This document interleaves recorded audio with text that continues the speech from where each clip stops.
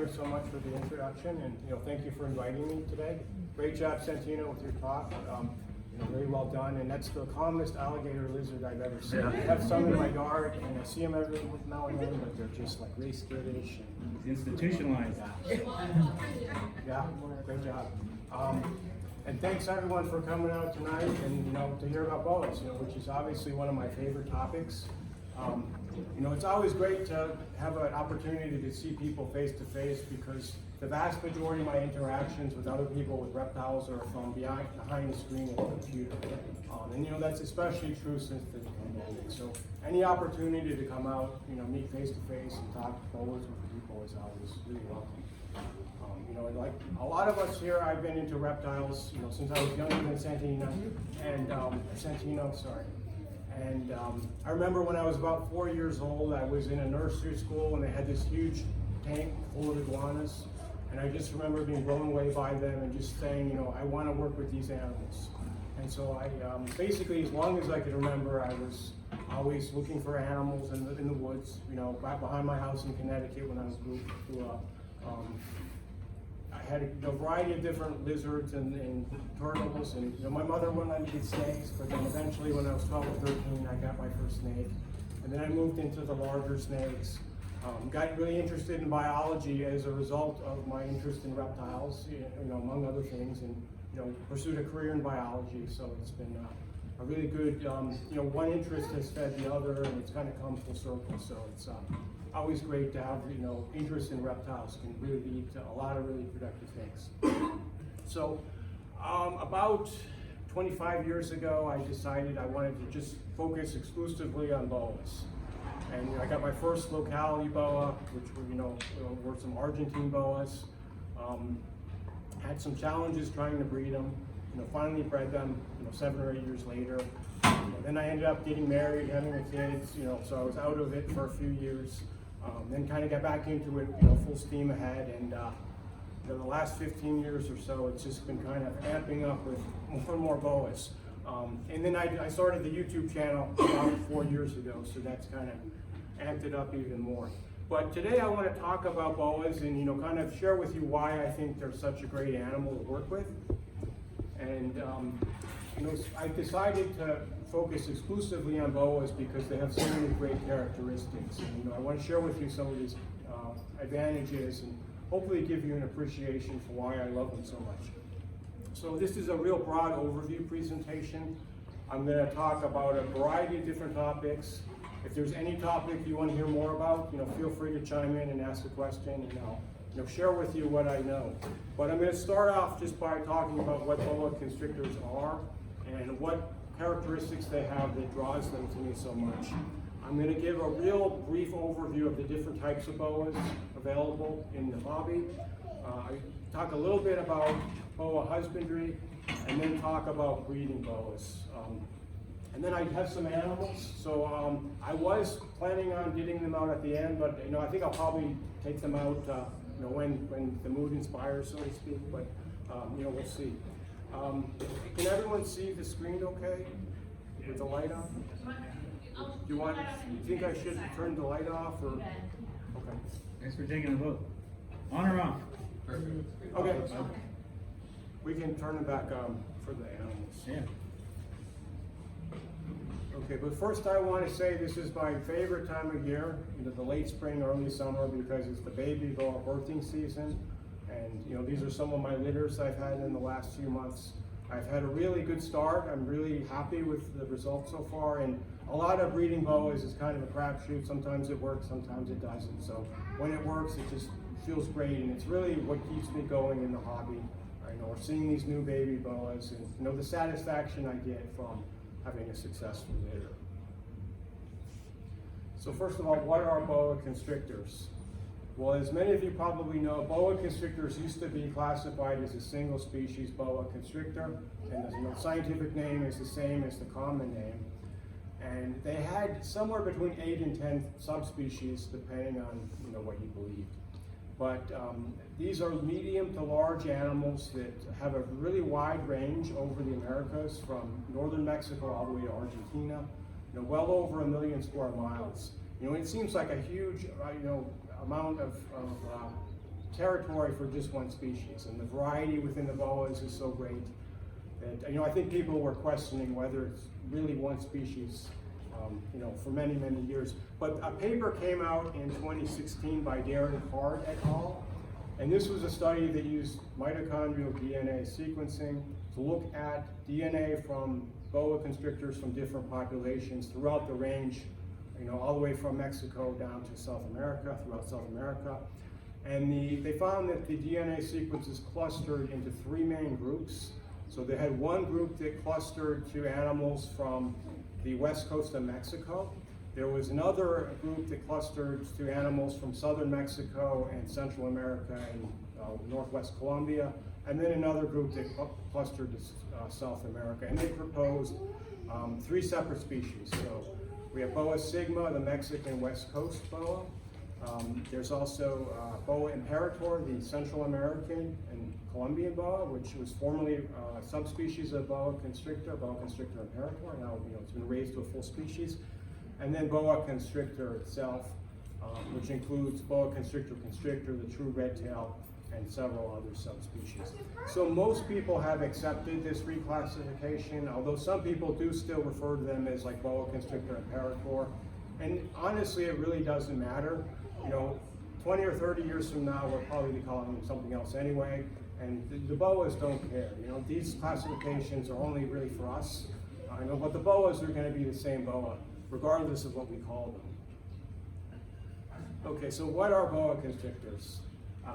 As I mentioned, they're medium to large snakes. Most animals are 3 to 10 feet long as adults. And they're not really as big as a lot of people think. There are animals that get rarely up to 13 to 14 feet, but that's extremely rare. And anything over like 10 feet is really an exceptionally large animal. I really haven't seen any animal, other than in pictures, that's larger than about 9 feet. And so most adult pet boas are somewhere in the 6 to 8 foot range, but there's also dwarf forms, which are typically in the 3 to 5 foot range. And so people that think that maybe a boa constrictor is too large of an animal, there's if you can keep a corn snake or ball python, there are boas that don't get any bigger. And actually, I think I'm going to share with you one of my animals. We're talking about dwarf boas. I can remember which bag.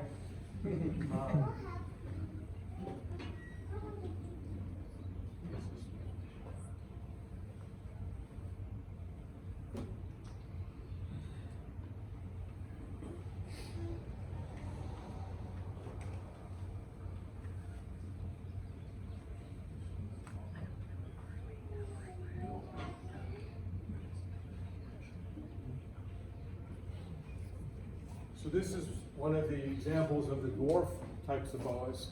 This is actually a Tarahumara mountain dwarf boa from northern Mexico. And this is a full-grown adult. And you can see this guy is about 4 feet long, maybe a little less. Proven breeder. He was born in my facility, I think back in 2015, this guy was born. Or maybe it was 2017. It's hard to keep track of all their birthdays. But these are great animals to work with. They're not huge animals by any means. They're great to handle, one of my favorite types of boas. They have these beautiful dark colors. And they're actually probably the most northern type of locality boa. These guys are in northern Mexico, around 100 miles from the US border. And this would be classified as Boa sigma based on the reclassification that came out about 10 years ago.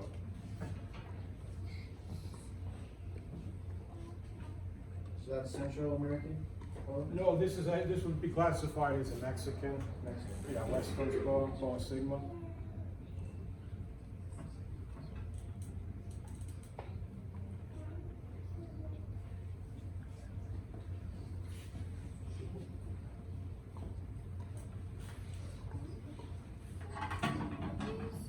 And so boa constrictors have these markings along their back that are known as saddles.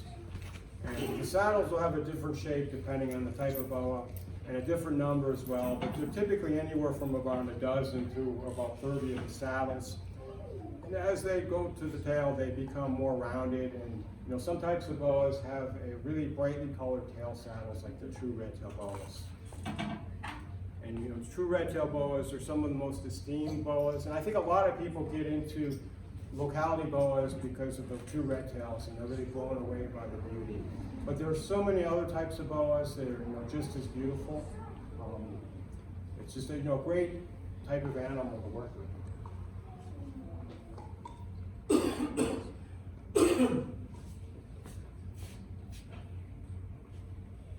So the shape of a boa's head is really characteristic, and every boa has slightly different head shape. It's a way that you can identify different types of boas, but the true red tails in particular have a really wedge-shaped, flattened head with really beautiful looking eyes and head markings, so they're quite spectacular to look at. And so this particular animal in the upper left, that's a Suriname true red tail, or actually the upper right from your direction. That animal has what's known as peak saddles. So you can see the saddles have these little extensions that point towards the head and the tail. And so not all true red tails have these peak saddles, but some boa hobbyists are really drawn to the peak saddles, and they really like the peak saddles. And then below that you can see that's an example of a baby Tarahumara dwarf boa. So that guy, he looked just like that when he was born. I can hold him just in the palm of my hand. So boas, as I mentioned, have a very large range. And when I say boas for this talk, I mean the Boa Constrictor group, which I refer to as those three species I talked about. The family Boidae contains several dozen species, including anacondas and rainbow boas and rubber boas. But when I say boa, I specifically mean the Boa Constrictor group. But Boa Constrictor group has a very, very large range, over 1 million square miles. And they've been really successful because they're generalized animals that can do well in a variety of different habitats. They can live in deserts or rainforests or dry forests, grasslands, mountains. They can evolve to the conditions throughout many different habitats. There's apart from the mainland boas, there are islands off the coast of Central America that have types of boas which have evolved there. And so at some point, many thousands of years ago, a few boas made it to these islands, either by a storm or somehow they got washed to the island and they were lucky enough to land there.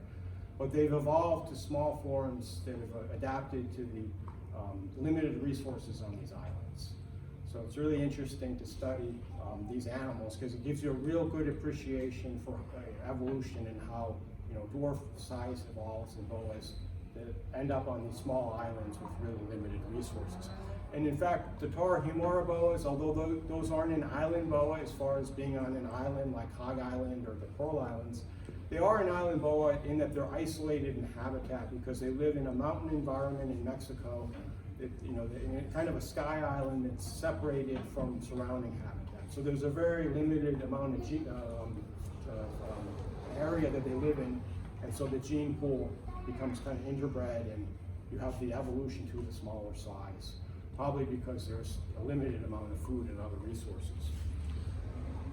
And so what we see here, these are two examples of Suriname true red tails, and you can see that they do look similar, but there are some subtle differences in the color and the pattern, and different bloodlines of these animals are associated with different appearances. So people will selectively breed to get animals, with the characteristics that they're looking for. And there's a lot of really nice looking boas in the hobby right now. So boas often live in trees, especially as juveniles. And boas in the wild don't really move around all that much. They basically just kind of lie and wait around for food to come by. And then they'll eat a really wide variety of prey items. So the diet's largely mammals and birds, but they'll eat reptiles and amphibians and probably things like bugs and maybe even fish. So in the wild, they probably eat a lot more varied of diet than what we're feeding them in captivity.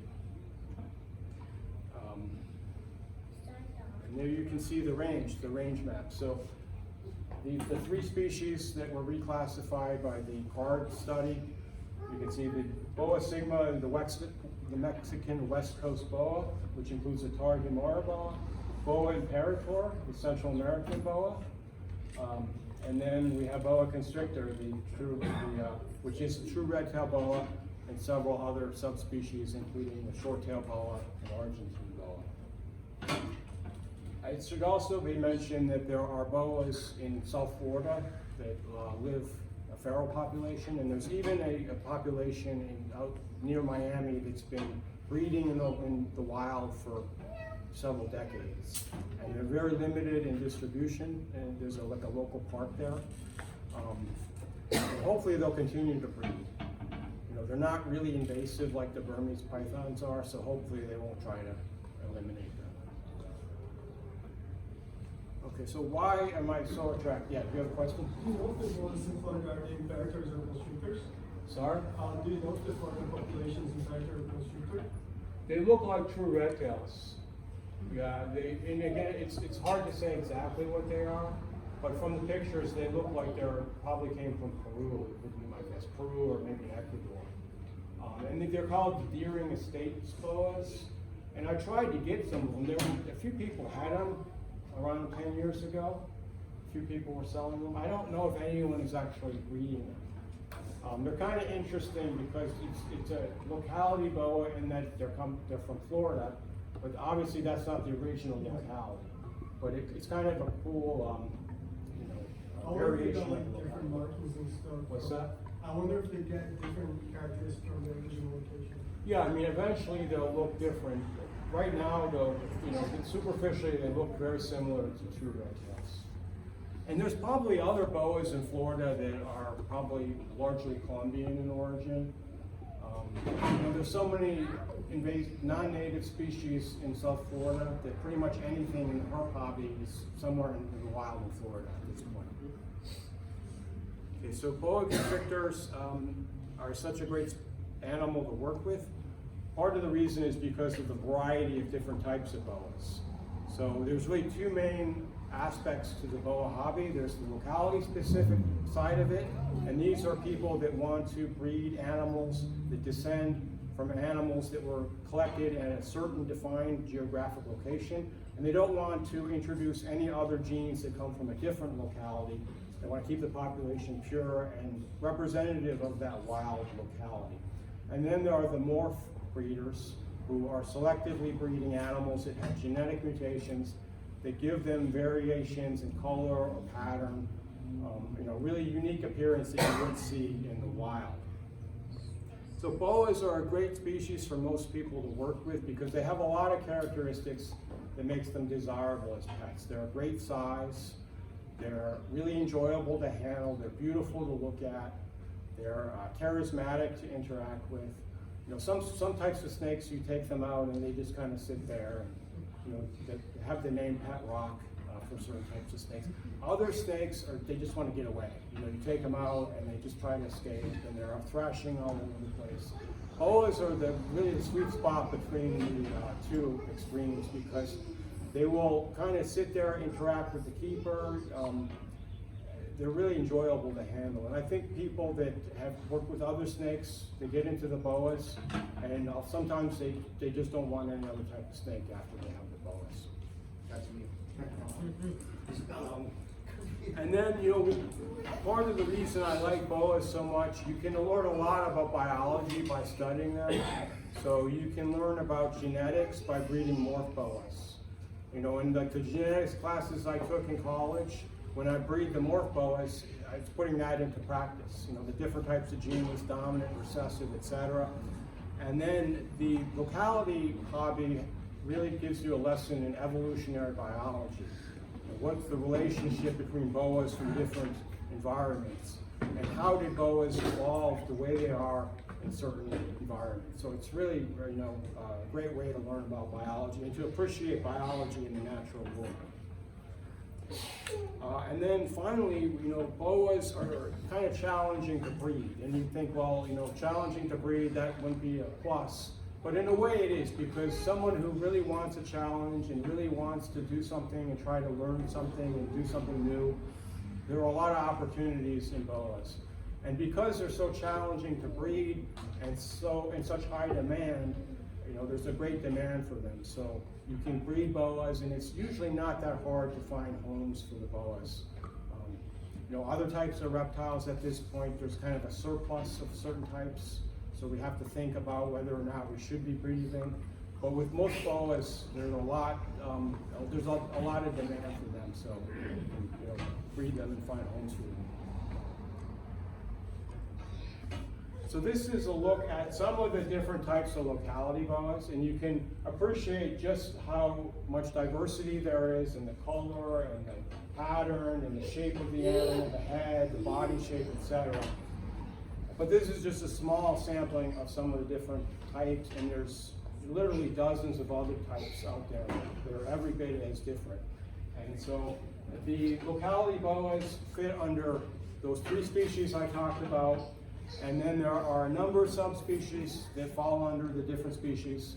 So the paper by card, they didn't really go into what the former subspecies of boa constrictor, what species they fall under. But it's kind of become accepted that, at least right now, the Boa sigma does not have any subspecies. That would include things like the Tarahumara boa, like this one, and you know, the Mexican Sonoran desert boa as well. The Boa imperator, the Central American or common boa, would include Colombian boas, like the animal right here, and Pearl Island boa, and this is a Hualqui dwarf boa from an island off the coast of Belize. But most people have defined the difference between boa constrictor and boa imperator as the Andes Mountains. So if it's north or west of the Andes Mountains, that's boa imperator. If it's south or east of the Andes Mountains, that's boa constrictor. And then here we see a couple examples of true red tails. So here's a Suriname true red tail with the peak saddles. And this is a Venezuelan true red tail. It doesn't have the peak saddles. It's got these kind of bat-shaped saddles or bow-tie-shaped saddles. And then, I don't know if the pointer works here. One other subspecies of boa constrictor is the Argentine boa, as well as the short-tailed boa. So there's just a lot of diversity to work with in the locality boas. And there's just so many different types of locality boas that no one could keep them all. Okay, so locality boa hobbyists, again, they want animals that are descended from animals collected from a known, defined geographic location. And they want to be able to trace their animals back to where the original animals were collected from. And so there's a little bit of debate about what constitutes a locality, what's a legitimate locality and what isn't. And most of the animals in captivity are defined by a country of origin. So there's a Suriname red-tailed boa, Peruvian red-tailed boa, etc. That's kind of an artificial definition because countries are defined by political barriers, and snakes generally don't obey the political barriers. You know, between Suriname and Guyana, there's a river, and there's really not that difficult for a snake to get across the river. So some people recognize a Suriname red tail and a Guyana red tail. Biologically, it's highly unlikely that there's any difference between the two. And so there's always this question about, you know, the idea of the locality, pure locality is a good thing, you know, to preserve, you know, the locality. But sometimes I kind of wonder about people creating artificial localities that don't really have any biological relevance or any biological legitimacy. And you know, a lot of it is just about selling boas. You know, if you can define something as more exclusive, then maybe more people will want it. So I'm a little bit cynical in that regard. But I will say that island boas, like the Hog Island boa and Hualqui boa, these are animals that come from a small island that's separated from the mainland. So you have In some cases, these islands are only, a mile or half a mile wide. And you have this small population of boas that are there. They're genetically isolated for thousands of years. And so they are different, biologically they are different. So in that case, it's a legitimate locality and it's really well defined. There's also something that I refer to as micro-localities. And this is where people define a locality more and more exclusively. And one of the most common examples are the Pocogran Suriname red-tailed boas. And so the story goes that there were these animals that were collected at this village called Pocogran in Suriname, and somehow they made it to a boa breeder, and he bred them and started this line. And people really like these animals. It's a very highly esteemed type of locality boa. But I gotta wonder if there's really any difference between these and boas collected from maybe 50 or 100 miles away. And I also have to wonder about if you did go back to this village, would all the boas look like that? It seems like kind of an arbitrary thing that they just collected a few boas and said these are the Pocogran Surinames and started this whole mystique around it. But there's a lot of questions that are unanswered. There's a lot of discussion online about these different questions. So there's no real right or wrong answers here. A lot of times people will send me pictures and they just got a boa and they want to know its locality.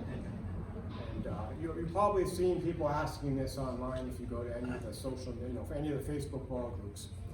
But you can't really define a locality most of the time just from the physical appearance. What defines the locality is the history of the animal, the pedigree, tracing the what breeder had it and where the breeder got their stock, things like that. Ultimately back to the original founder animals that were collected from the wild. The vast majority of times people don't have that whole pedigree and they're just basically going off of word of mouth and the trust in the breeder. So they trust that the breeder accurately represented their boas. Unfortunately, it's not always the case that what the breeder tells you is legitimate, and sometimes people make things up, unfortunately. Really, the only way you could know 100% that you have a boa from a certain locality, of course, would be to go collect it yourself in the wild, which is, of course, impossible for the vast majority of people unless you live somewhere where these boas live. So you just have to trust the word of the breeder, and you have to do your research and look at pictures of animals online, like in the iNaturalist website or in books, and get a pretty good idea of what the locality is supposed to look like. But a lot of boas in the hobby, they just don't have a locality. Either the history of the boa wasn't recorded, and they don't have any kind of pedigree like that, or in some cases you have animals that were just crossbred together without any record of where they came from. And a lot of the pet boas in the hobby are largely of Colombian origin, and they might also have some Central American ancestry as well. And I always tell these people, these animals make great pets. You don't need to know or understand your boa's locality for it to be a great pet. And really, most people shouldn't be worrying about this anyway. I think people in general get way too obsessed with wanting to understand this stuff, when really there's not a locality, there's not that information that, for them to understand anyway. So that's basically what I tell them.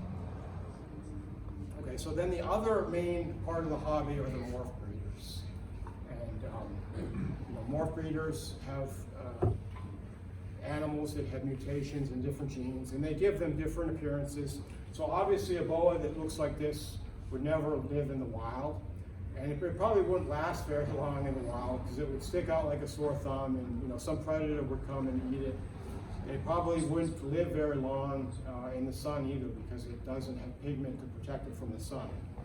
But of course, when people see these mutant genes pop up, they see the boas look different, and they think it's really interesting, and so they're definitely drawn to these types of boas, and they want to propagate them and keep them as pets, right? Just because they're different and they're so neat. And so the first morph boa that was widely available goes back about 30 years. It's the Call albino boa that was founded by Peter Call. And I remember back, I think it was '93 when they first became available.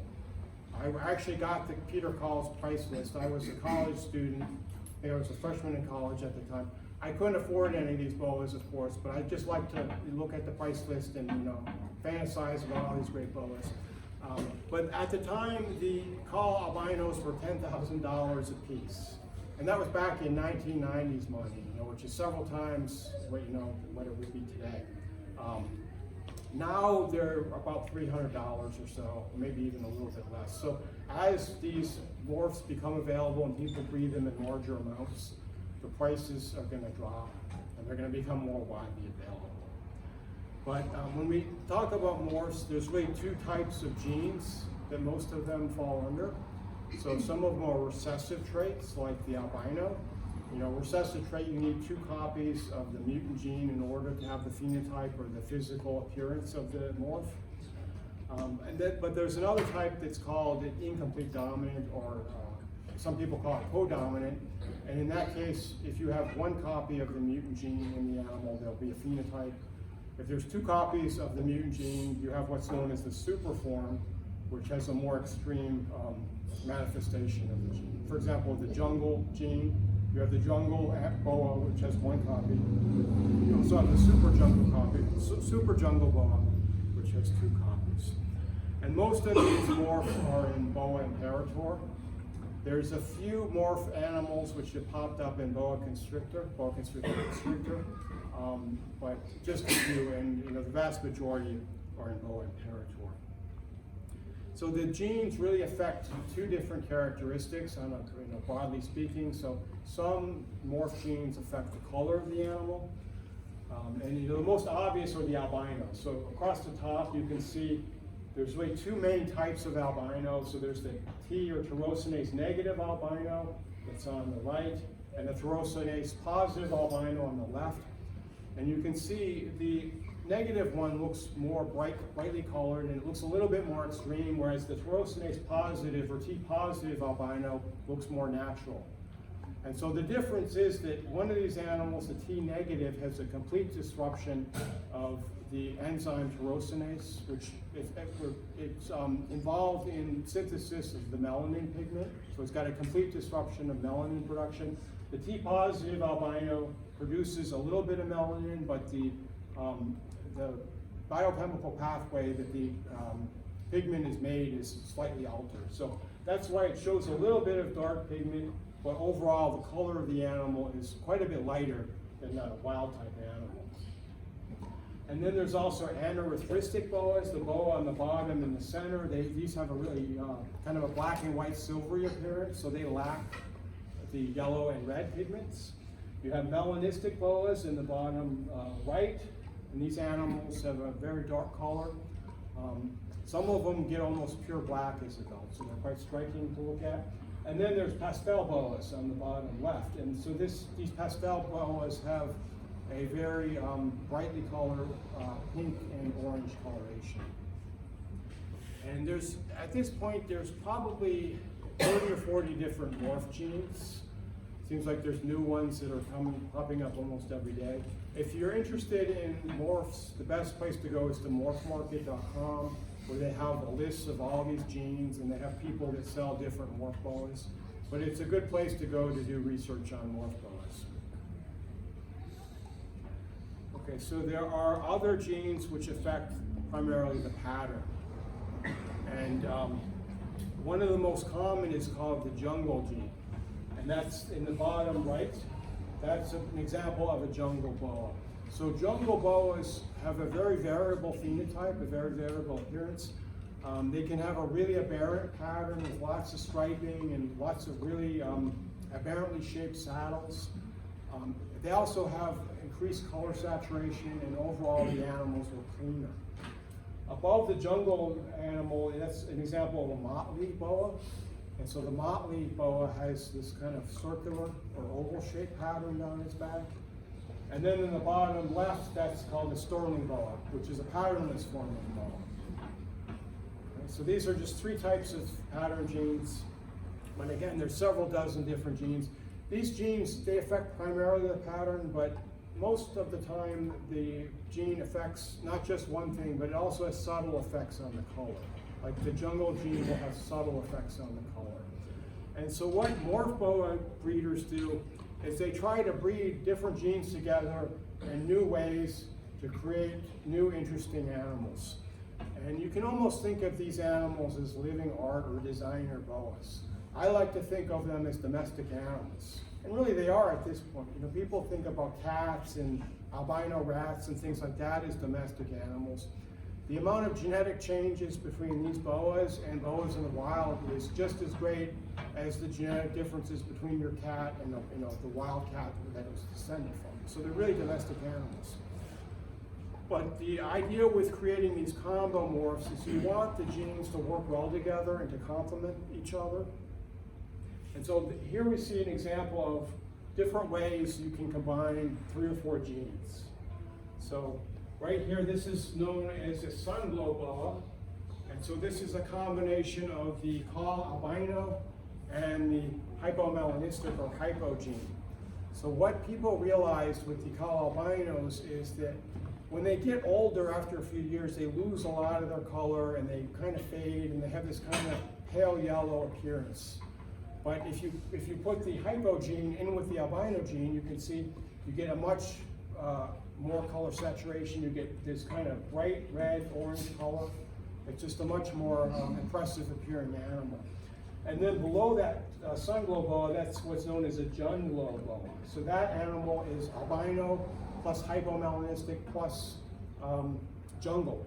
Okay, so you can see the jungle further enhances the color saturation and just gives it a much more impressive appearance. And then in the upper right, you can see this is a combo morph called the snow. And you know, white like snow, but it is a combination of an amelanistic or albino boa and an anerythristic boa. So the albino is knocking out the dark pigment, the anerythristic is marking out the yellow and red. So basically you're knocking out most of the pigment. You can see though it's not completely white. You can see it. You can see the markings, the saddle markings, and the background color is not very clean. You can see a little bit of speckling, and it kind of looks off-white. But below it is what's known as a moon glow, and moon glow is like a snow, albino and anery, but you add in the hypo, and you can see by adding that additional gene, you get a much cleaner appearing animal.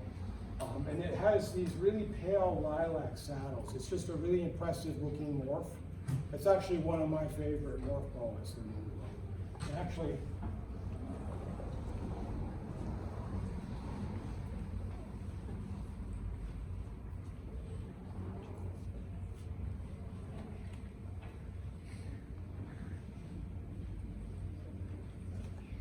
you know, as Edgar mentioned, I'm really a locality specialist, and I got into the morphs later.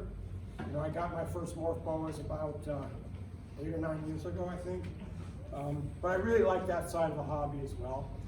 And a lot of people that are into the locality boas look down upon morph boas.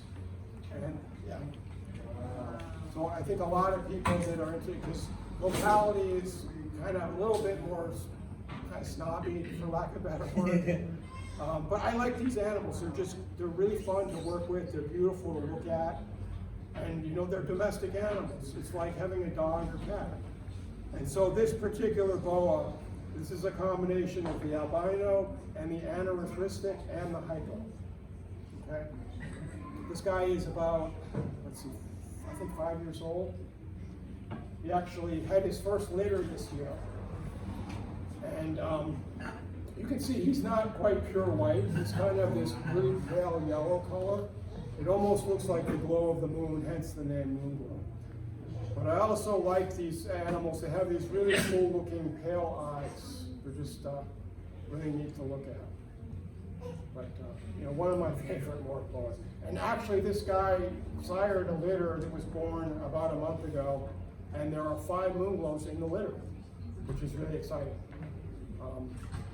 And actually some of them have another gene in there called IMG, the increasing melanin gene, which in dark boas, it makes the, like that, the really dark melanistic boa I showed you, that's an IMG boa. With every shed, they get a little darker. But when you have the moon glow, because they don't have the melanin, they don't really get darker, but they get, like the pattern changes. So when you put these genes together, you just get all these unique new combinations that you can't really predict ahead of time. And I think that's one of the reasons I like these morph boas so much. When the babies were born, could you tell which ones were the IMGs, or did it take them to know that? Well, yeah, see, that's one of the challenges. When you combine a bunch of different morph genes, sometimes you can't tell what they are. And like right now, I'm still trying to figure out with some of my babies. With the IMG, if you look between the saddles, you can see these little dots.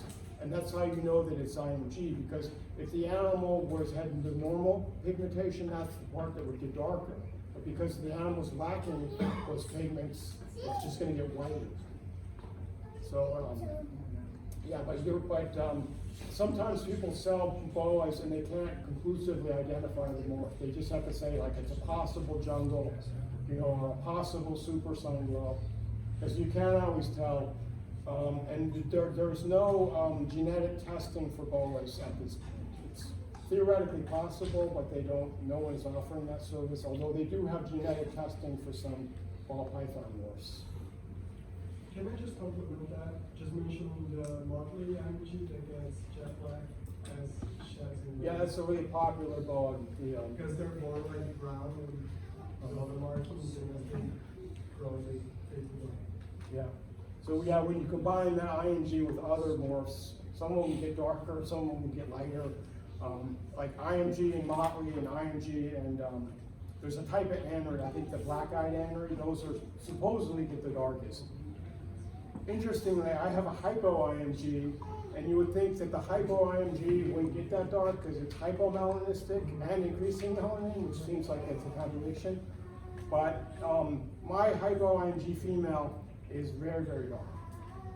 So, and actually she's the one that I paired this guy up with. And I got a really nice litter with some moon glows. I got an anery IMG, I got ghost IMGs, so. Your experience, Really is excited it about that. IMG or motley IMG that got hit?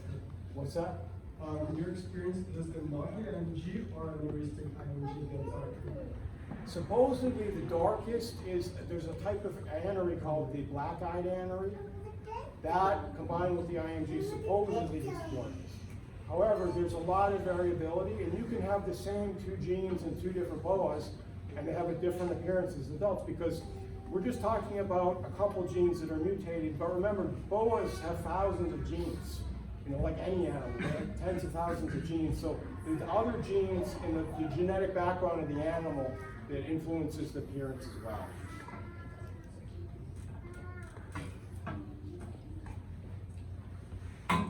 What does one that size eat?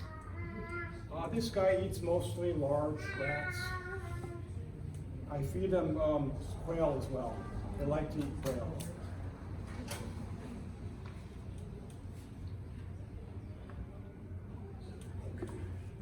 So anyway, this was an example of 3 or 4 genes leading to these types of animals. But when you're talking about all the thousands of genes that are out there, there's basically unlimited numbers of possibilities. So, I think most people that are getting into morph boas, I think it's a good idea to just pick a few genes to specialize in, because you can just get really carried away trying to work with all these. And then in some cases, it just gets really confusing because you don't really know what the babies are, because you can't tell when you combine them all together. All right, so now I just wanted briefly to mention about where to get boas. And so probably the easiest, most convenient way is just to go to a pet shop or a reptile shop. And you have the advantage of seeing the boa in person. There's not likely to be a great selection though.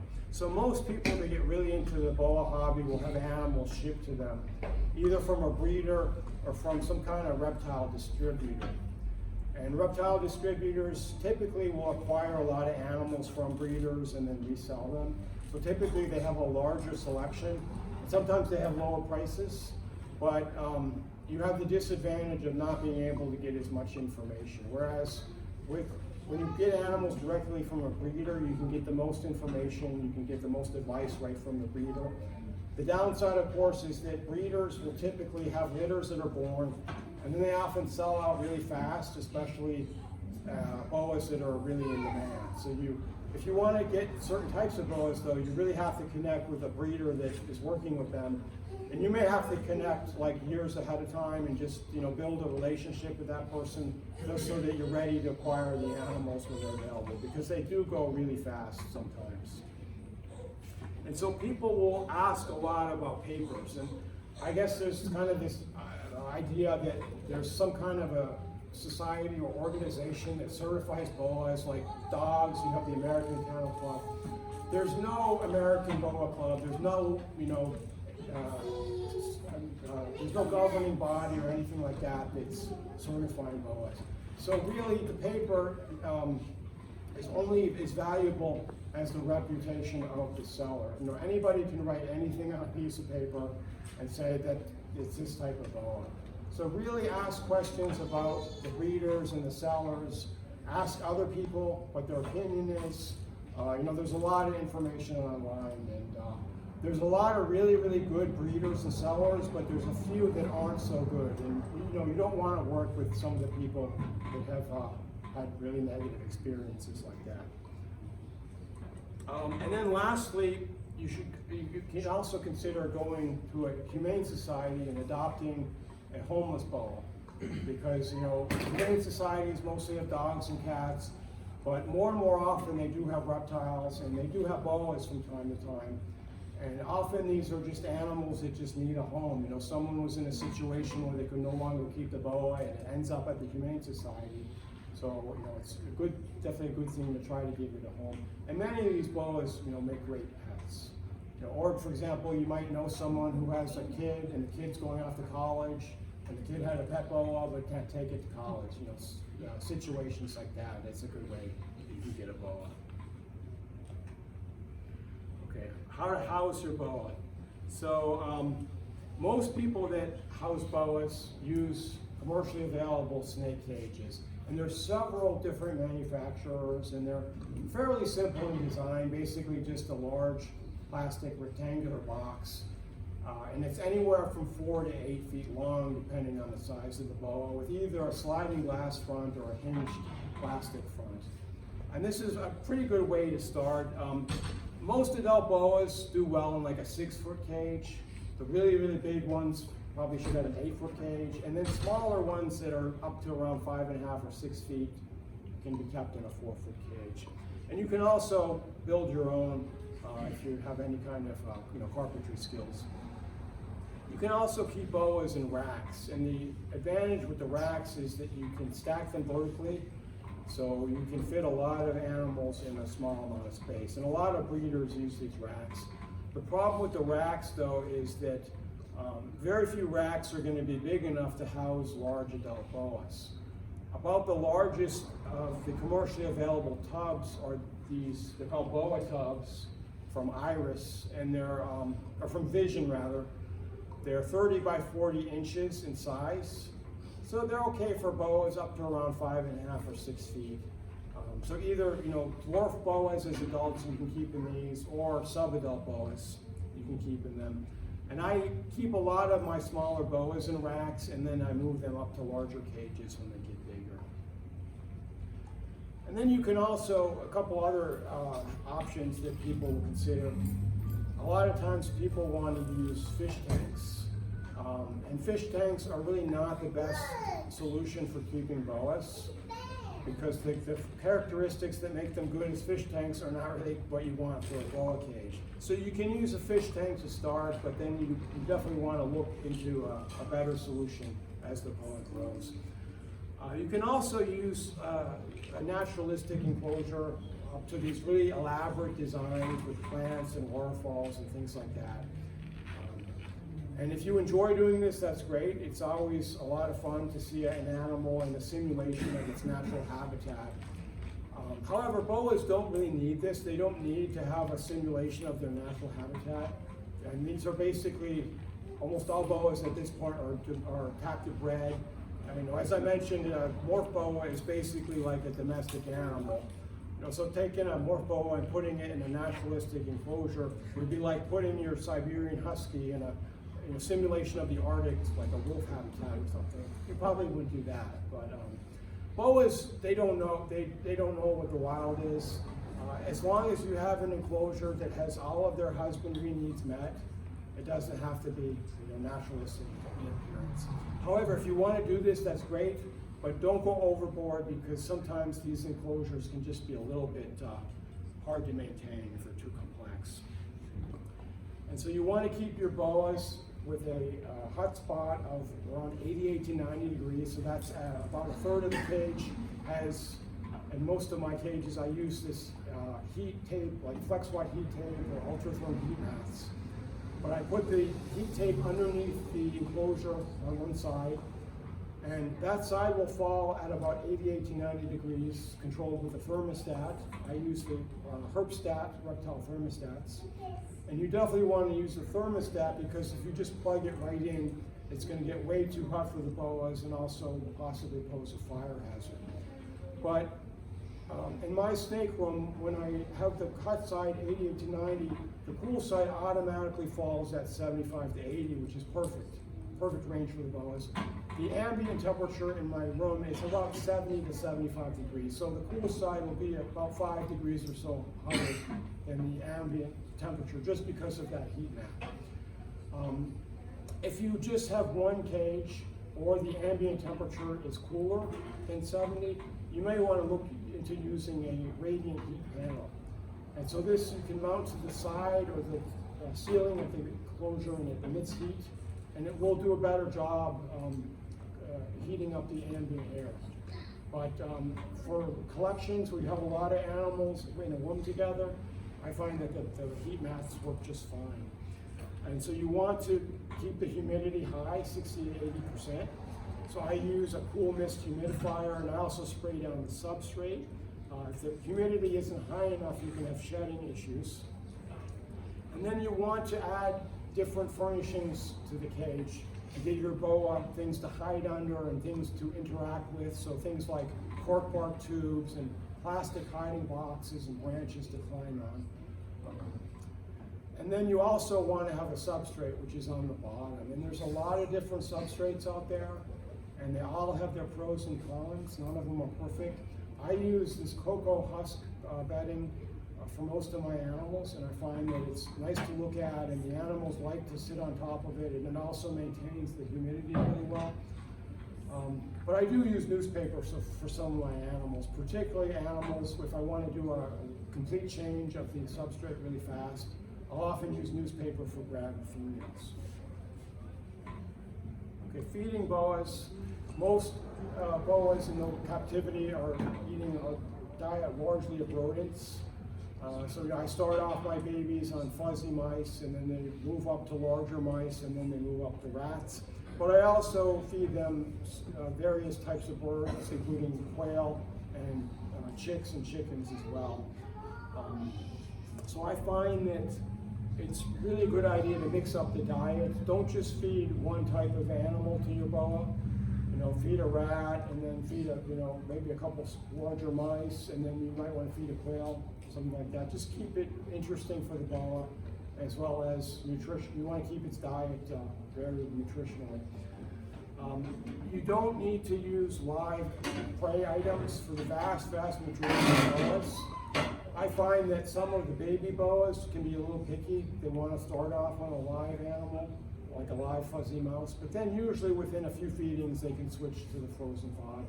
And all of the adult boas in my collection will eat frozen fod with no problem. I have a few animals that have had, they've been a little bit picky, and it's taken them up to like 6 months or a year to switch over. But this is most commonly things like the island boas, that it's a little bit more difficult to get them onto the frozen fod.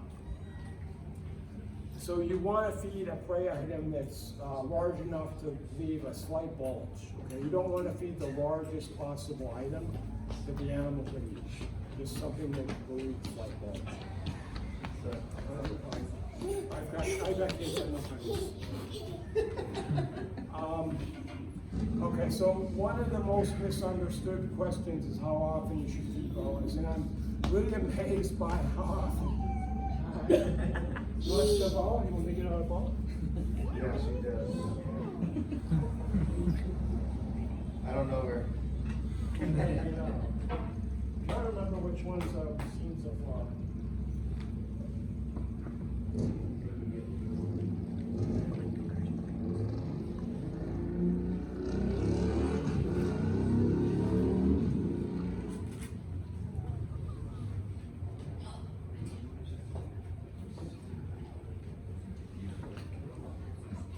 Isn't he pretty? Beautiful. Nice one, man, nice. Yeah, so this is a true red tail from Peru. And so this guy was my first litter of Peruvian boas back in 2015. And the Peruvian true red tails, they're known for their kind of golden brown coloration. And they're known for like a really wedge-shaped pointy head.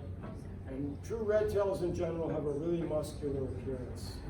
But they're just very muscular animals. Oh, yeah, thanks, Mark.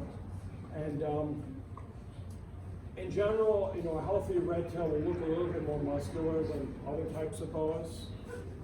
But you want the animal to look really muscular. You don't want the animal to be round, because then it's going to be overweight. But you should be able to see the muscle definition on the side of the animal. And that's how you know that it's in good shape. If you can't see the muscle definition, then the animal's probably overweight. But one of the most common questions I get is about people are concerned that they're not feeding their boa enough, or they're feeding too much, or their boa is growing too slowly is another concern.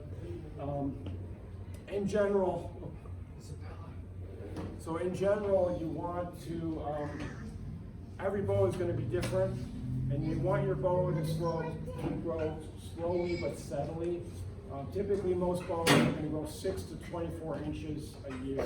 They grow more slowly than pythons, for example, and many other snakes. So people always ask me about how often do you feed your boas. And you know, a little bit of history, if you go back a few decades, people had this idea called power feeding, where they would feed the animals as much as they could eat to try to get them up to breeding size faster, you know, especially with some of the morph projects, because they wanted to make back their money. And this, not only did this not lead to healthy breeding animals, but the animals didn't really live all that long. So, you know, the power feeding wasn't a good idea. But I think people reacted the opposite way, and they came up with this idea called slow growing, where in some cases I've heard people tell me that they feed their baby boas only once every 6 to 8 weeks, which is nowhere near enough. So both of these habits are just, you definitely really don't want to do them. You want to feed the boa enough so that it puts on slow but steady growth.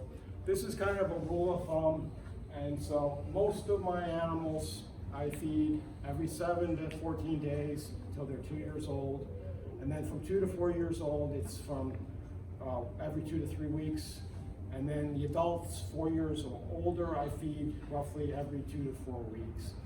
And this is during the most of the year, but they also get a fasting period in the winter when I'm cycling them for breeding. So typically they don't eat in November through January. So there's this 2-month break from feeding. And so if they have put on some weight during the year, they'll lose it during that fasting period, and they stay in really nice muscular shape.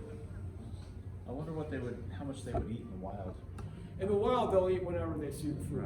Because in the wild, there's not a lot of food. So, you know, the boa it's been evolutionarily programmed to eat whenever it sees food. And so that's why if you're going to feed them every day, they'll probably take food, but it's really not going to be so good for them. Okay, so lastly, I want to touch on breeding boas. And in general, boas can be a little bit more challenging to breed than some other types of reptiles. And there's a number of reasons for this. Probably the first and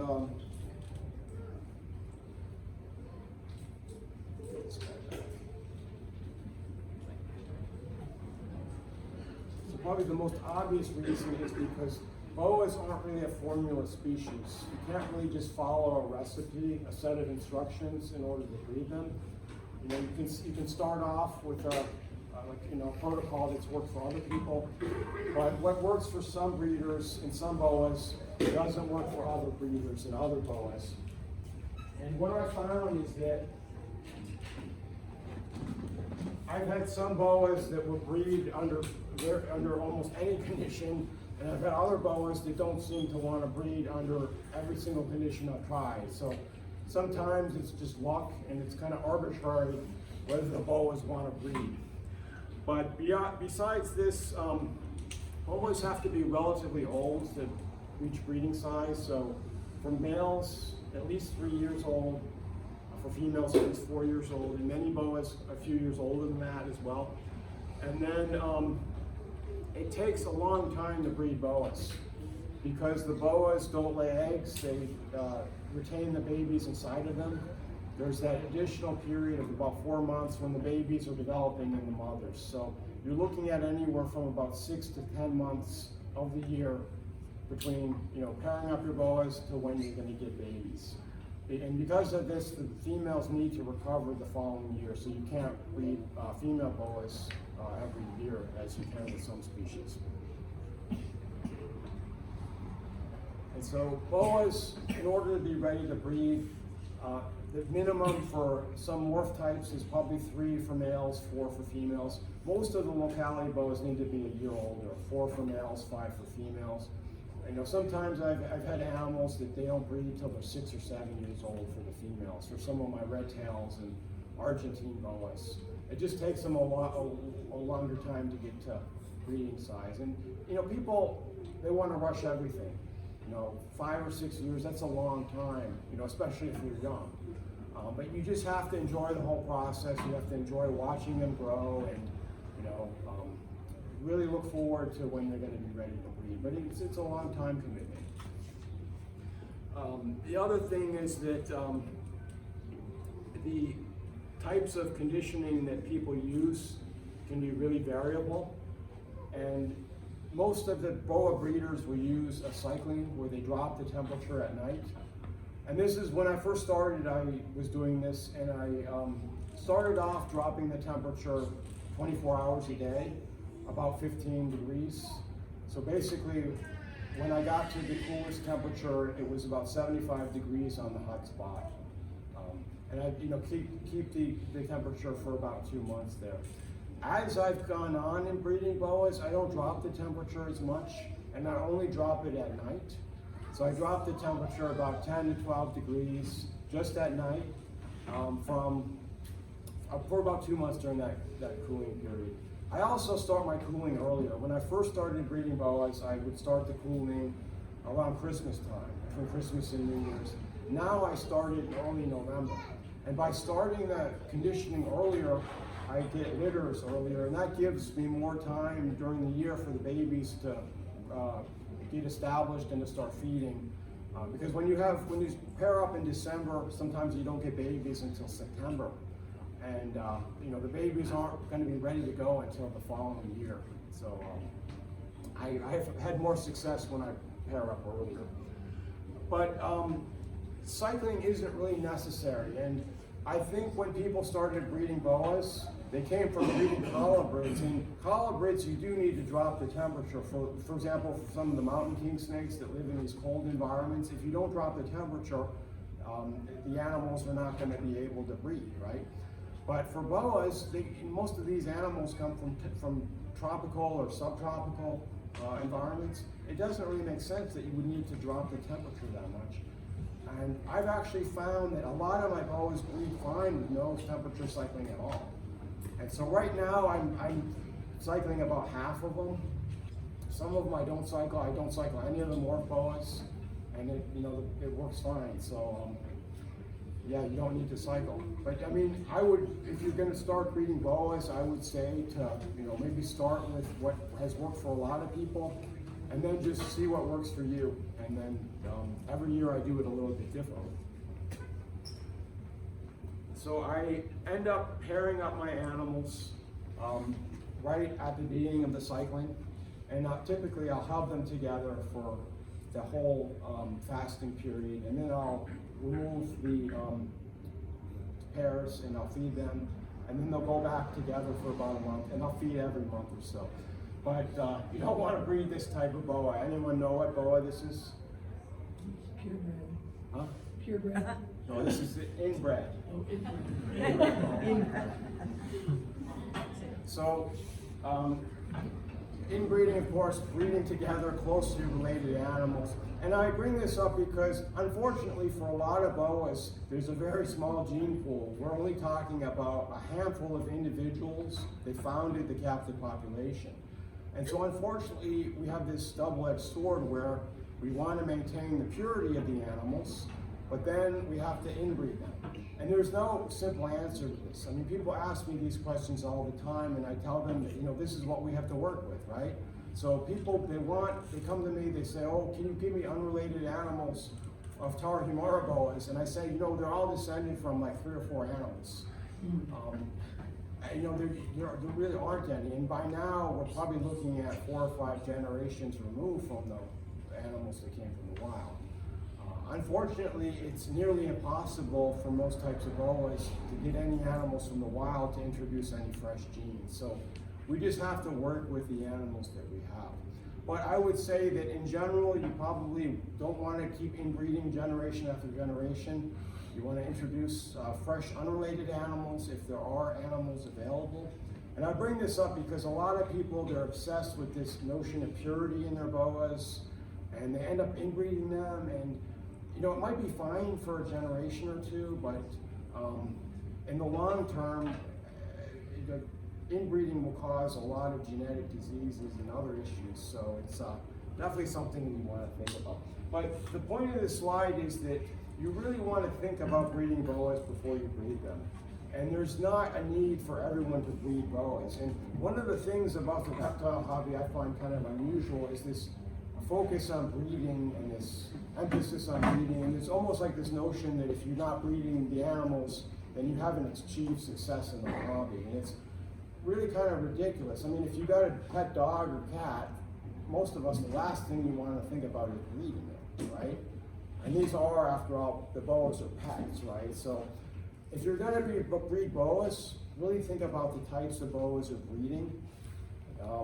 Some boas are more in demand than others, and you don't want to breed animals that are going to be excess and that there's already lots and lots of unwanted ones. You know, if you go to Morph Market, for example, certain types of boas, there's just this glut of animals, and they're not selling, right? Because everyone's bred them.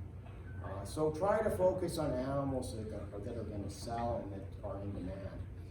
Also, you really have to understand that you're responsible for the care of the babies, and it might take a year or 2 in some cases to find homes for them. So you have to make sure that you're able to care for all these baby boas.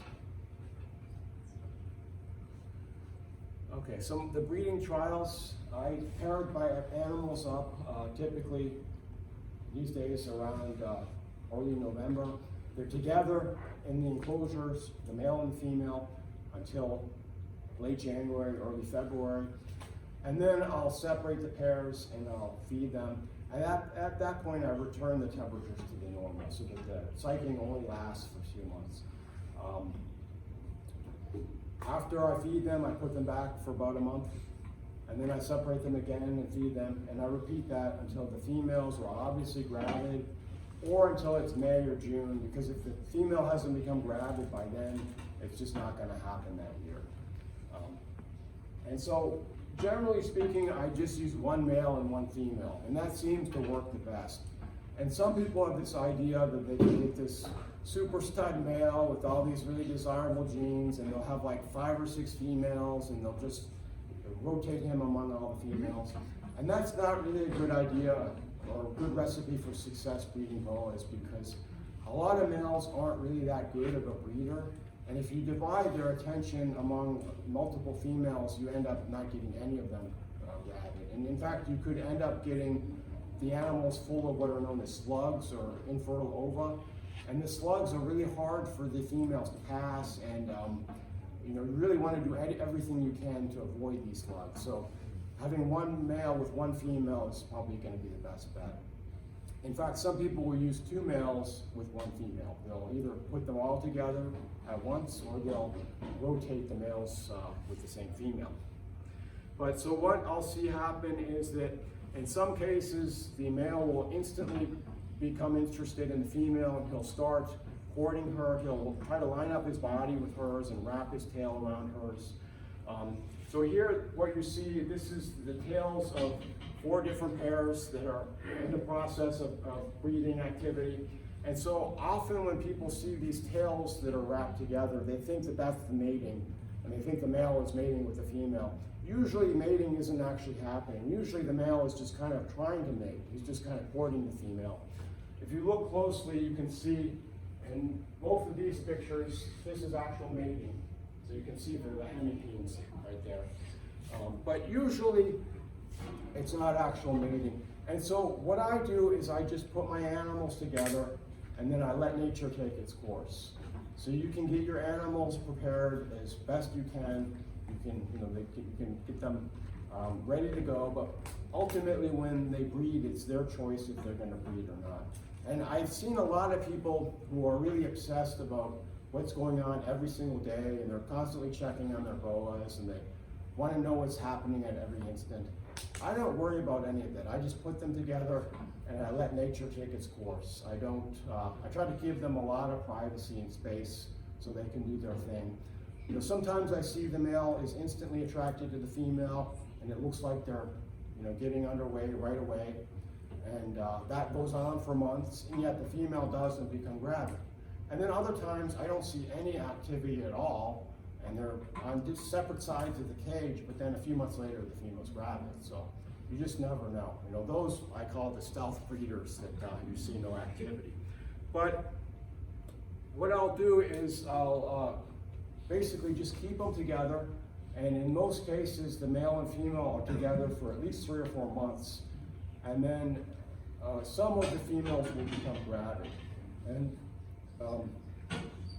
I'll see females that are lying over the hot spot and they're coiled up, and that's when I know there's a pretty good chance that they're gravid. And so here you see 2 examples of gravid females.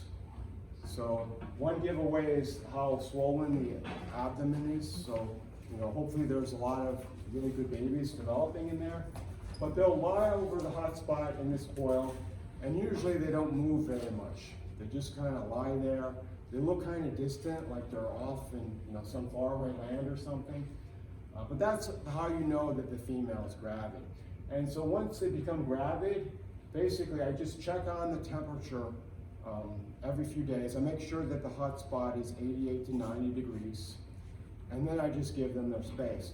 I will feed gravid females. Typically I'll feed about once a month. I'll feed a slightly smaller than normal rodent until about 6 weeks before the due date. Some gravid females won't eat, but most of them do eat, and I find by feeding them they're in better shape when the babies are born. And so you can tell when the babies are going to be due because the female will have what's known as a post-ovulation shed. And this happens typically about 2 weeks after the female ovulates. And by writing down the date of the post-ovulation shed, you can predict when the babies are going to be born. So typically it's about 105 days after the post-ovulation shed.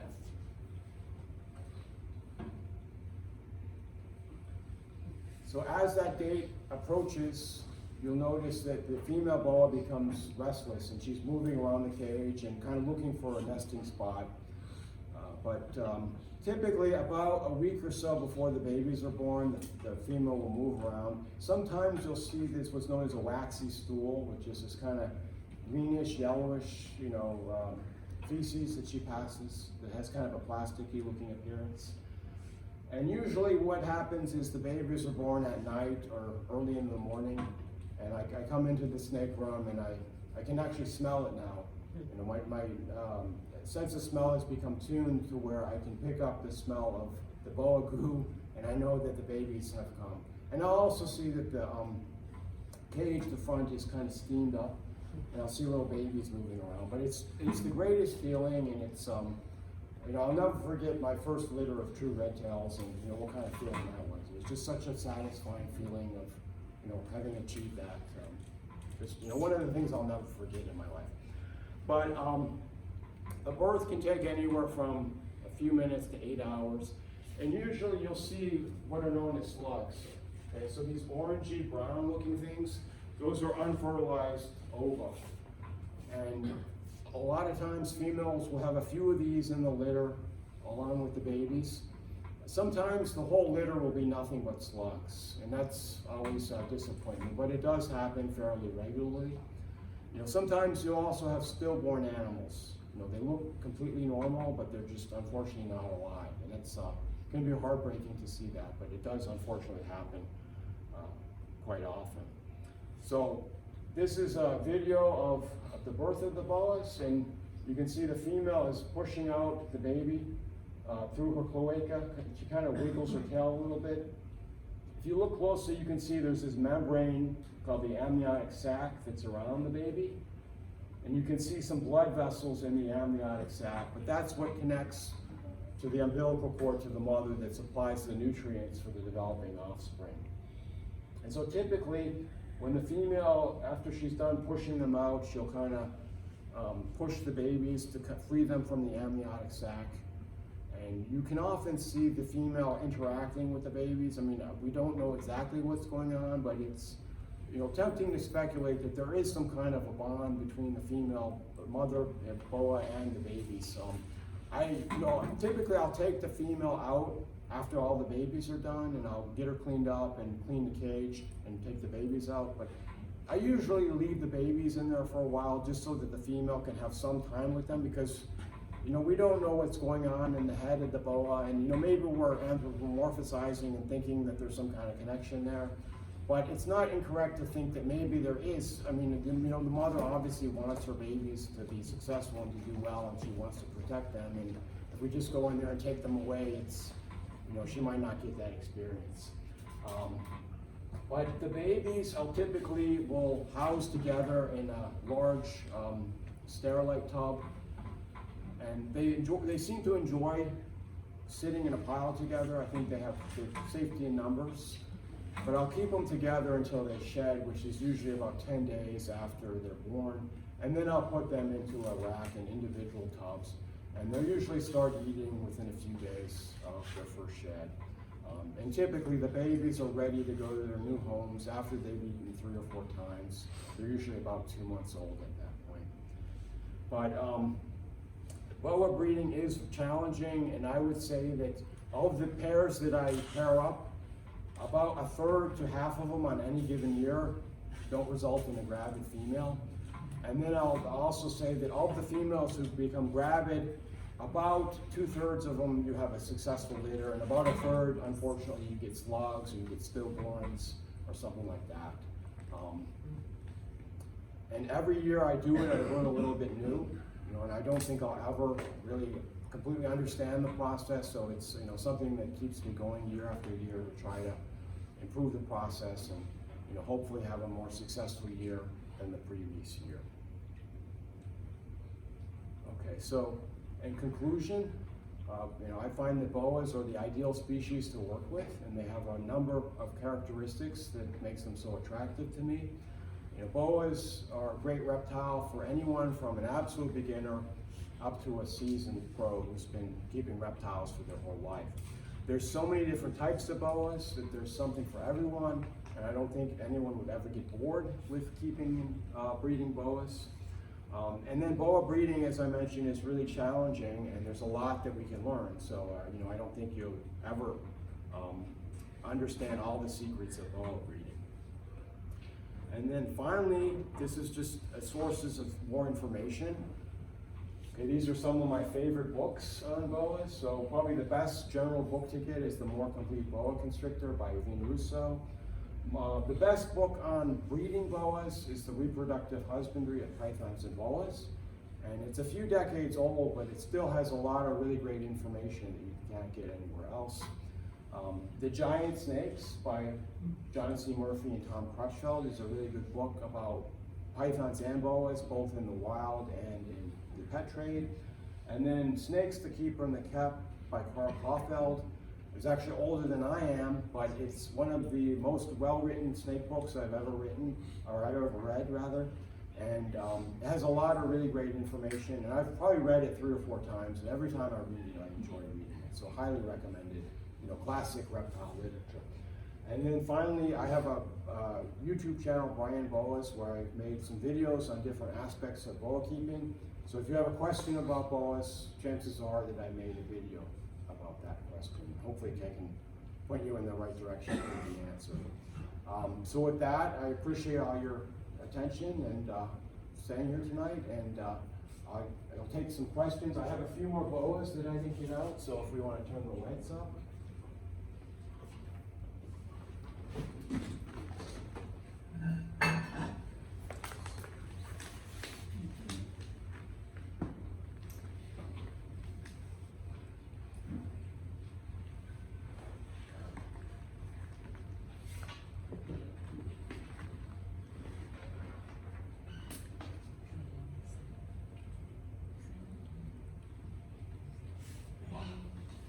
Brian, have you ever seen any of the mothers eat the slugs?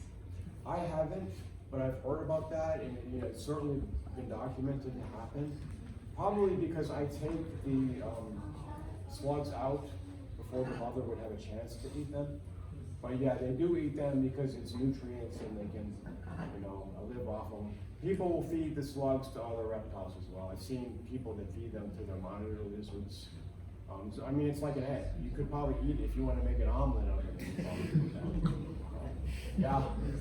Yeah, you say you breed a locality boas. How long and how difficult is it a task to find specific locality boas? Oh, to find them? Yeah. It's really not that hard. If you go to Facebook, there are a lot of groups that are devoted to locality boas, and a lot of breeders will participate there. That's a really good way that you can see who's working with different types of localities. And then if you want to get a specific locality boa, it pays to reach out to the breeder, see if they have any available, see when the next litter is going to be.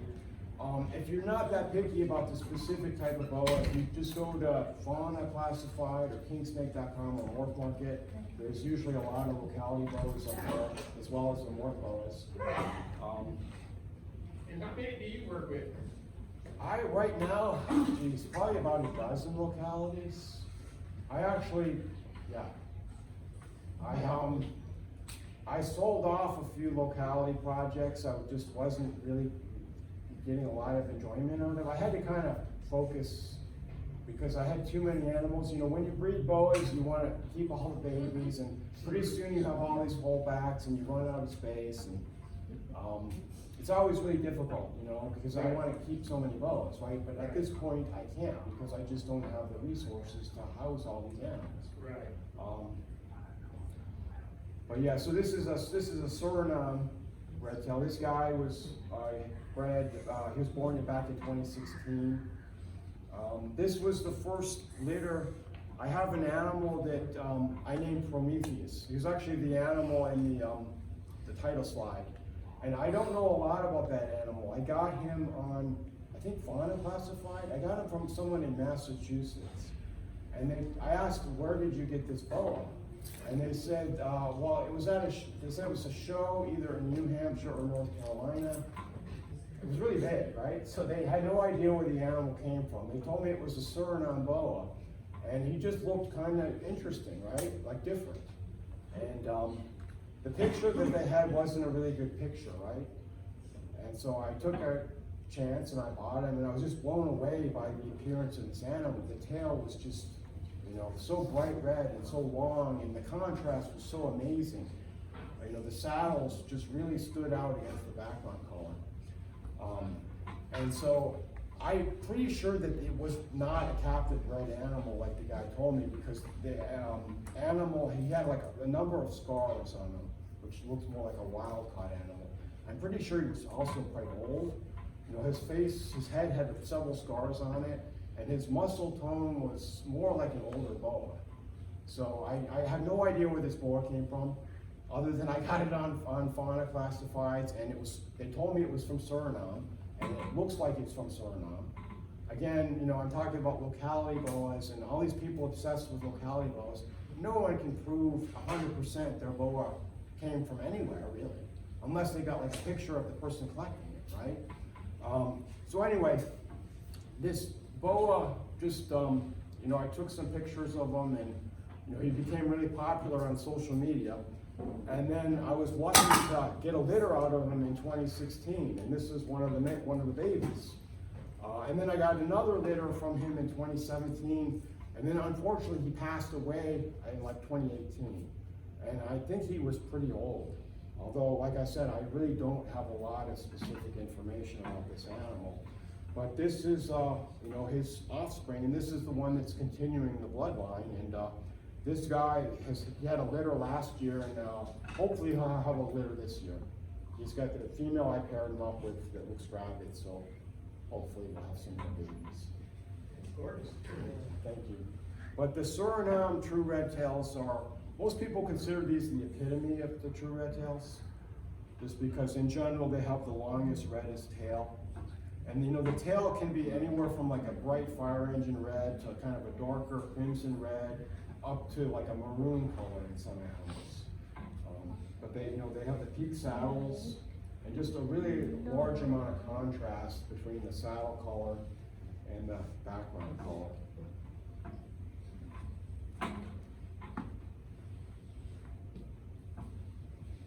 So I think I showed all but one of the boas at this point. Hey, Brian. Yeah. This is Saramara dwarf boas. Is it true they at one point ranged into Arizona?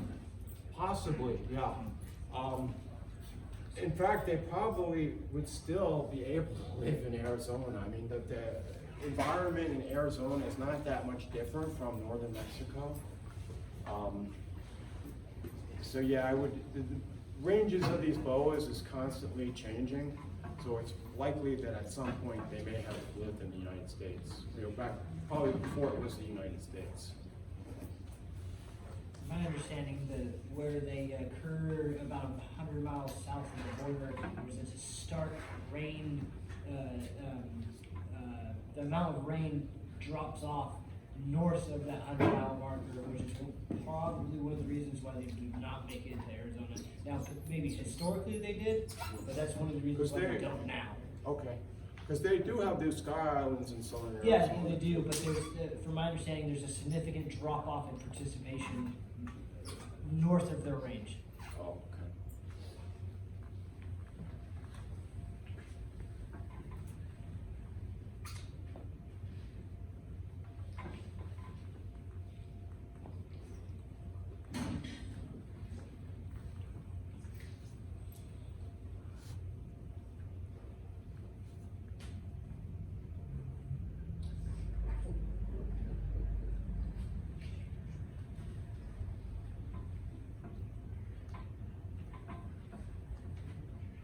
And I think this is the last boa that I brought. So this was an Argentine boa, and they're the form from the most southern part of the Boa Constrictor range down in northern Argentina and Paraguay, and I think into Uruguay as well, but in Bolivia. But these animals are particularly special to me. The Argentine boa was the first locality boa that I got. It was the first that I was able to breed. And I had a pair that I got back when I was in graduate school, and back in the mid-90s. And you know, I raised them up, and then when they were 3 or 4 years old, I tried breeding them, and of course wasn't successful. And then a few years later, I tried again and was successful. That was actually after I moved to California in 2005. And had the first litter shortly thereafter. The female was actually gravid when I was moving out, in fact. And back then, I didn't know anything about post-ovulation sheds or any of the events that happened. I just put the boas together and they mated and the female became gravid. And then at that point, I was kind of a little bit out of reptiles back then because I had so much other stuff going on. I always had reptiles, but for a few years I was focused on my family and my career and things like that. But then, a couple years later, I put my pair together just for a few hours. And it was, when I was cleaning the cages, in fact, I just took the male in with the female. And nature took its course, and she became gravid from just that one occasion. And then she ended up giving babies. And it was kind of an omen, because the day that my girlfriend moved in with me, who became my wife, she gave birth to the babies. Right, so these animals have always been really special to me. So I didn't breed them again until 2015. And this animal was born from that litter in 2015, which was the third litter from my original pair. She was actually born on my daughter's birthday, right? August 17th of all days. So, all these really weird coincidences with the Argentine Boas. Unfortunately, the original pair that I got passed away a few years ago. But I still have some of the animals from the 2015 litter, like this one. And she bred for me last year. And so she's now 9 years old. The first 2 times I tried breeding her, I wasn't successful. But the Argentine Boas are one of the darkest forms of Boas. They have this beautiful dark chocolate coloration. Sometimes some of them have more of a black coloration. In general, they're a little bit more slender than the true red tails, not quite as muscular. You can see she's not really holding on as much as a true red tail would be. And they're also one of the largest types of Boas, getting up to 9 to 10 feet long. So they're up there with the true red tails in terms of their size. But Argentine Boas have had kind of an interesting history, because when they first became available, back when I got my original pair, well, they actually became available in like the early 90s. There were some imports, I think in 89 and 90, and then they were classified as a CITES protected CITES 1, which is the more restrictive CITES, so you can't really export them. And they became much harder to get. And but then they really weren't that popular. So people, for whatever reason, just weren't attracted to them. They wanted the more colorful true red tails and the other types of Boas. And so for a very long time, they were selling for next to nothing, like $100 a piece. And then suddenly, back about 5, 6, 7 years ago, they became super popular. I think a lot of it was because of social media. People put pictures up and said how great they were. And then suddenly everyone wanted them, and the prices went way up. But they're definitely deserving of the great reputation. They're just a really great animal to work with, and really impressive to look at. And definitely one of my favorite localities, and they'll always be special to me. Probably if I only had a couple Boas, it would probably be a true red tail and an Argentine. And actually, there's one Boa that I haven't taken out. I'll take that one out now that I think about my favorite types.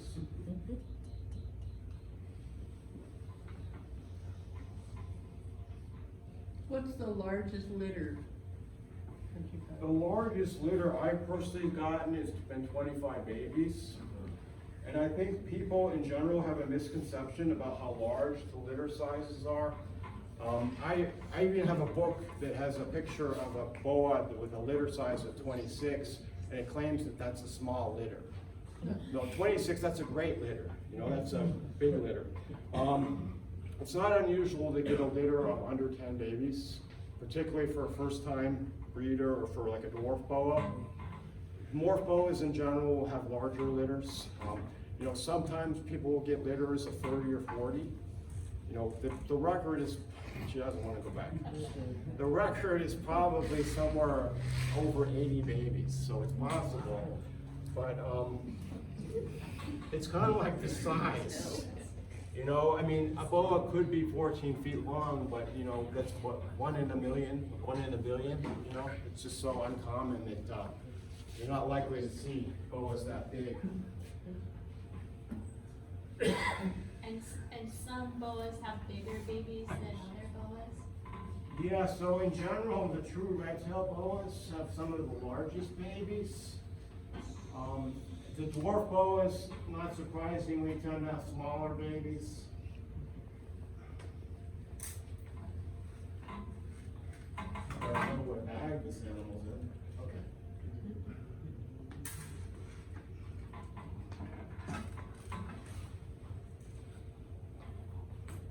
So this is the last boa that I have, and this is a Colombian boa from the Branchia locality. Do you have a question?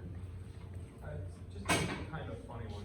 What can you tell us about that slide? Yeah. Nothing? Yeah. It's a Colombian boa, and Colombian boas are great boas. Most of the morphs are descended from Colombian boas. They're not specific locality boas, but most of the blood, the ancestry comes from Colombia, from the northwestern part of Colombia, which is the most southern part of the boa and parrot-tail range.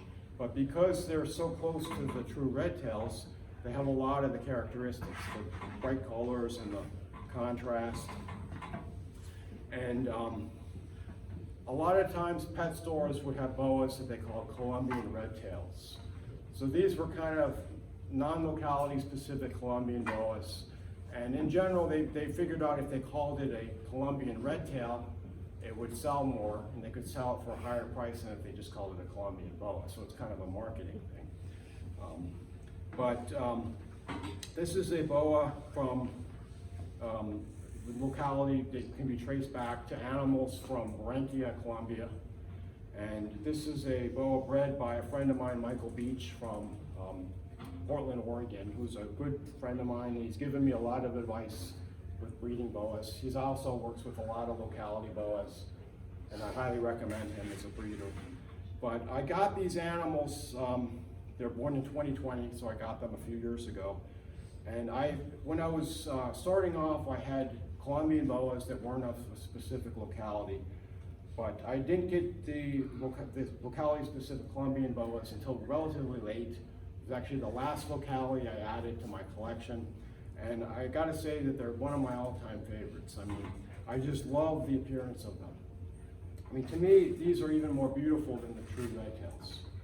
Look at the shape of the saddles, look at the ovals between the saddles, look at the little stripe, the little white dash in the saddles, look at the contrast. The tail is beautiful. Maybe it's not quite as bright red as a true red tail, but it's every bit as desirable as far as I'm concerned. They're really muscular. They're quite stout. You can see that this boa is a lot more thicker for her body length compared to that Argentine, and I like that. And then I love the shape of the head and the look of the eyes and the face markings. And they're great to handle. You can see she's just kind of moving around calmly. She's not, trying to get away, but she's not just sitting there either. You can take this animal out and hold her, and she's just gonna continue doing this, right? So they're just great animals. This one is nearly full size. She's probably gonna get to be another foot or so, maybe 6 or 7 feet. Michael told me that some of his adults are only about 5 feet long. But I also found that these animals grow quite a bit faster than the true red tails. And so when this animal was like 2 years old, it was well over twice as long as my true red tails of the same age, even though I was feeding them on the same schedule. So all of the boas are going to grow at their own rate, and you don't really need to be obsessed about if your boa is growing too slowly or too fast. Everyone online compares their boas to everyone else's, and they're all convinced that something's wrong when it's not. I get a lot of questions from people, and a lot of the same types of questions just keep getting asked again and again and again. And one of them is about the growth rate of the boas.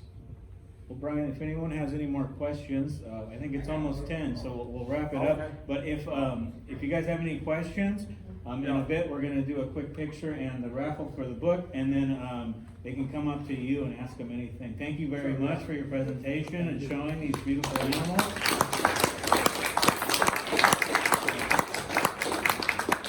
And if you haven't already,